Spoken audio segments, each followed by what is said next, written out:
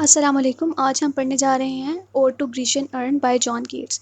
John Keats was an English poet of the second generation of the Romantic poets, and he was with the Lord Byron and Percy Bysshe Shelley. Although his poems had been in publication for less than 4 years when he died of tuberculosis at the age of 25. So John Keats had a style which is called as heavily loaded with sensualities. Okay, typically of the Romantics, he accented the extreme emotion through the natural imagery. Appraisal of beauty is the most important ingredient of the John Keats poetry. ठीक है, उसका सबसे main चीज़, उसका जो main मकसद है, उसका main M जो है behind writing the poetry is that कि वो ब्यूटी को पहले उसको हॉन्ट करता था। ठीक है, उसको हॉन्ट करता था ब्यूटी को, उसके बाद उसको जो है उसको प्रेज करता था अपनी पोइट्री में और उसको रीडर तक पहुँचाता था। ठीक है, he always tried to prove its superiority over the other material things of life. उसने हमेशा ब्यूटी को अपनी बाकी सारे मटेरियलिस्टिक लाइफ से और बाकी सारी लाइफ से हमेशा ऊपर ही रखा है और उसका काम हमेशा से ये था कि वो ब्यूटी को प्रेज करना। ठीक है, और टू ग्रीचन अर्न जो है वो इसकी बहुत अच्छी एग्जांपल है, जिसमें उसने किसके बारे में बात किया, उसने आर्ट के बारे में बात किया, superiority of the art. The poem Ode to Grecian Urn consists of the person talking to a kind of fancy Greek pot. The poem Ode to Grecian Urn consists of person talking to a kind of fancy Greek pot which is known as urn that was made up of marble। ठीक है, ये जो earn है ये क्या है, ये एक पॉट है, ग्रीशियन पॉट है जो कि उनके म्यूज़ियम में रखा गया था। एंशियंट ग्रीक म्यूज़ियम है जो कि बरतानिया में है। ठीक है, उसको ब्रिटिश म्यूज़ियम भी कहा जाता है। ठीक है, उसमें ये पॉट पड़ा हुआ था और इसने वहाँ पे विज़िट किया था। उसने फिर इसके उस पॉट के दोनों हर साइड पे जो उसको क्यों प्यारा लगा था, उसके हर साइड पे जो है प्यारी प्यारी तस्वीरें बनी हुई थी, पिक्चर्स बनी हुई थी। ठीक है, उसने उन पिक्चर्स के अंदर ब्यूटी को सीख किया। ठीक है, उनकी शेप को, उनकी क्वालिटी ऑफ पिक्चर्स को देखा और फिर उनसे बहुत ज़्यादा इम्प्रेस होकर उसने फिर ये पोइम लिखी। ठीक है, एंड उसकी ज़्यादातर पोइम किसके ऊपर सेंटर कर रही है, उन इमेजेस के थ्रू जो स्टोरी बताई जा रही है उसके ऊपर। ठीक है, वो स्टोरी क्या बताना चाह रहे हैं, जो पिक्चर्स हैं वो क्या स्टोरी बताना चाह रहे हैं।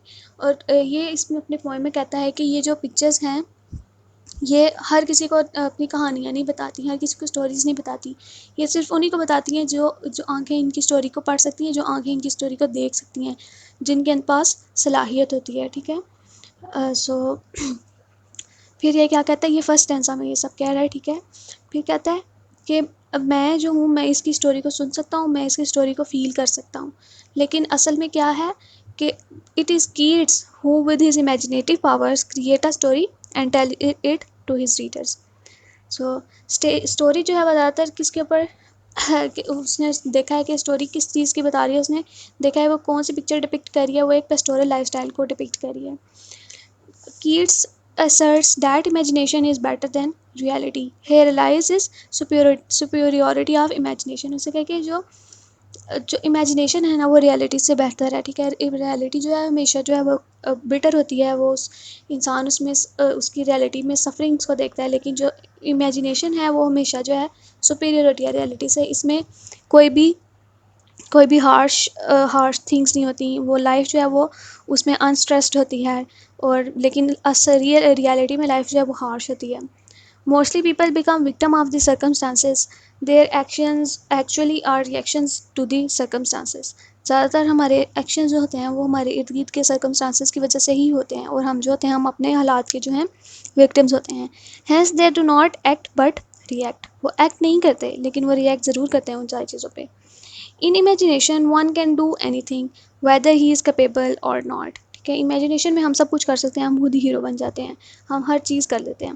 For instance blind can see, deaf can hear, and handicap can live normal life in imagination. It is therefore imagination is superior to reality according to John Keats. John Keats और उसमें जो है permanence of art को भी बताता है।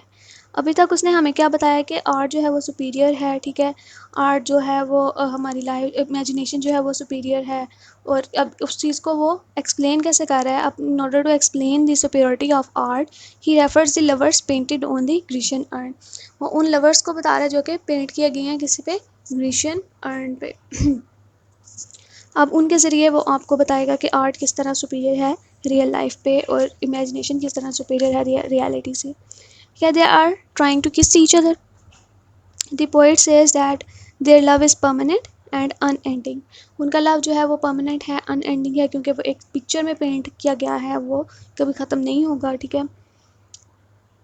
People will die, old generations will replace new generations, time will pass centuries, but passions of these lovers never fade। ठीक है, ये कभी भी इनका सब लोग आएंगे जाएंगे, दुनिया बदल जाएगी, नई जनरेशन आएगी, ओल्ड ख़त्म हो जाएगी, फिर आगे से नहीं आएगी, लेकिन ये जो पॉट है ये इधर ही रहेगा। इनकी जो है इनकी लव कभी ख़त्म नहीं होगी, इनका लव हमेशा यहीं पे रहेगा, ठीक है, और ये कभी फेड नहीं होगा इनका love.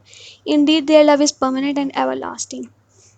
Similarly, the musician were permanently through the pipe and music will be listened forever। और इनका जो म्यूजिशियन ऊपर जो बना हुआ है पोइट में वो हमेशा जो है पॉट पे वो क्या होगा, वो भी इसी तरह म्यूज़िक जो है उनका वो हमेशा से सुना जाता रहेगा।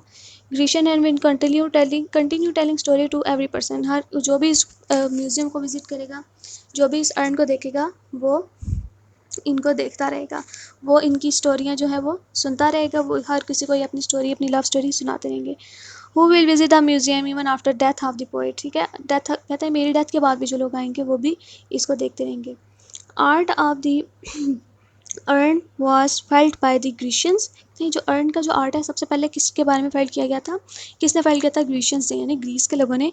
It is being felt by the poet and it will be felt in the future. अब ये पोइट ने फील किया इनका लव को, और अब आगे जो फ्यूचर में भी इनका लव को जो है वो फील किया जाता रहेगा। अब कहता है like wise beautiful girl on the earn will never grow old. ठीक है, कहता है जिस तरह से ये जो लड़की है ये कभी इस जो उसके ऊपर बनी हुई है पॉट के ऊपर, वो कभी भी जो है वो बूढ़ी नहीं होगी, इसी तरह जो है इनकी कहानी भी कभी भी ख़त्म नहीं होगी, कभी भी बूढ़ी नहीं होगी, ये कभी फेड नहीं होगी, कभी कम नहीं होगी। If she is happy she will remain happy for ever. अगर वो खुश है तो वो बिल्कुल खुश है, वो हमेशा खुश ही रहेगी, वो कभी भी जो है क्या उसे कहते हैं सैड नहीं होगी। फिर इस तरह हम क्या कह सकते हैं कि जो आर्ट है वो परमानेंट है, एवर लास्टिंग है एज़ कम्पेयर टू लाइफ। हम इसमें से कह सकते हैं ना कि ये आर्ट क्या है ना, वो जो ऊपर प्रिंट किए गए हैं, उनकी पिक्चर्स बनाई गई हैं, वो कभी फेड नहीं होगी, कभी ख़त्म नहीं होगा, बंदे ख़त्म हो जाएंगे लेकिन ये ख़त्म नहीं होगा। तो इसमें क्या होगा कि आर्ट जो है वो परमानेंट है, लाइफ नहीं है। It can not move nor is it changeable. ये मूव नहीं होगा, ये कभी चेंज नहीं होगा, ठीक है। Whereas life is flexible. Life जो है वो चेंज होती रहती है। लाइफ कभी हमारी हार्श रियलिटीज़ होती हैं, कभी हम खुश होते हैं, ये सब चीज़ें जो है चलती रहती हैं, लेकिन जो आर्ट है वो कभी फ्लैक्सीबल नहीं हो सकता, वो कभी चेंज नहीं हो सकता, वो परमानेंट है, परमानेंट ही रहेगा, वो कभी चेंज नहीं होता। Change is the law of nature. It is the hotch potch of the players and pains. ठीक है, लाइफ जो है वो टीयर्स एंड स्माइल्स का मिक्सचर है। Sometime it gives us joys and sometime sorrows. So here मैंने आपको summary बता दिया। अब हम लास्ट स्टैंजा पे आते हैं। लास्ट स्टैंजा में ये क्या कह रहा है, कहता है ये अब आर्ट की ब्यूटी के बारे में इसमें बात कर रहा है। ये किस पे एम्फोसाइज कर रहा है, उसकी इम्पोर्टेंस पे और एडवाइजेस पे जो लोग इससे लेते हैं अपनी शेल्टर लेने के लिए। Poet emphasizes on its importance and advises people to take shelter under it. Art is beautiful in his eyes. Its beauty lies in its eternity. People may fade and die, but art will remain the same. वही बातें कर रहे हैं, ठीक है। It will forever comfort humanity. हमेशा humanity को comfort करेगा। हमेशा इसको देख के लोग कहानी सोचेंगे कि आहर ये सोच क्या रहा है, आहर ये कहना क्या चाह रहे हैं, ये पिक्चर्स क्या चाह रही है कहना, ठीक है। वो हमेशा से जो है हर किसी को कहानी सुनाते रहेंगे, हर किसी को कंफर्ट देते रहेंगे। अब वो पोएम को किस तरह से एंड कर रहा है, किसके इंपॉर्टेंस पे, ब्यूटी की इंपॉर्टेंस पे, ठीक है। जब वो कह रहा है कि ब्यूटी जो है क्या है, आपने देखा होगा इन लाइंस में, beauty is truth, truth beauty that is all you know on earth and all you need to know. ठीक है, क्या कह रहा है कि ब्यूटी जो है वो ही ठीक है, वही सच है, ब्यूटी ही सच्चाई है, और ये सब चीज़ यही है। पूरी हमारी कहानी, हमारी ज़िंदगी सिर्फ इसी चीज़ पे बेस करती है, सिर्फ उसकी, जॉन कीट्स की। ठीक है, कहते हैं कि अर्थ को और किसी चीज़ की ज़रूरत नहीं है अगर उसके पास जो है वो ब्यूटी है। अब और टू ग्रीशियन अर्न का क्या मतलब है टाइटल का, ये कहता है ये बेस्ट पीस ऑफ लिटरेचर इसको समझा जाता है, और ये और टू ग्रीशियन अर्न जो है ये और उसको ट्रिब्यूट दे रहा है। ओड का मतलब होता है ट्रिब्यूट देना। ग्रीशियन यानी कि ग्रीशियन आर्ट को, ग्रीस के आर्ट को। और जो है वो पोर्ट को कहते हैं, ठीक है, ग्रीक लैंग्वेज में। तो उसको जो है वो कर रहे हैं, ठीक है। अब ये जो पोइम है ये एक बेस्ट पीस ऑफ लिटरेचर है, और ये जो है किस पे एम्फोसाइज कर रही है, ब्यूटी पे और आर्ट पे, ठीक है। इसमें बहुत ज़्यादा लिटरेरी डिवाइसेस भी यूज़ किए गए हैं एक डिस्टिंक्टिव टच देने के लिए इसको, ठीक है, और इसके मीनिंग को एक ब्रॉडन, एक वाइडर स्कोप देने के लिए, ठीक है। अब फर्स्ट लिटरेरी डिवाइस जो है वो पोएम में यूज़ है सिम्बलिज्म।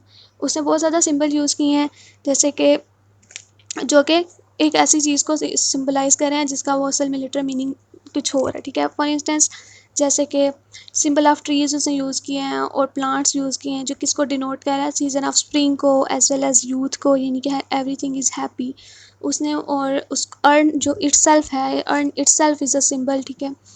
और ये किसको शो कर रहा है, कंटिन्यूएशन ऑफ द टाइम को शो कर रहा है, लाइफ को शो कर रहा है, डेथ को शो कर रहा है, ठीक है।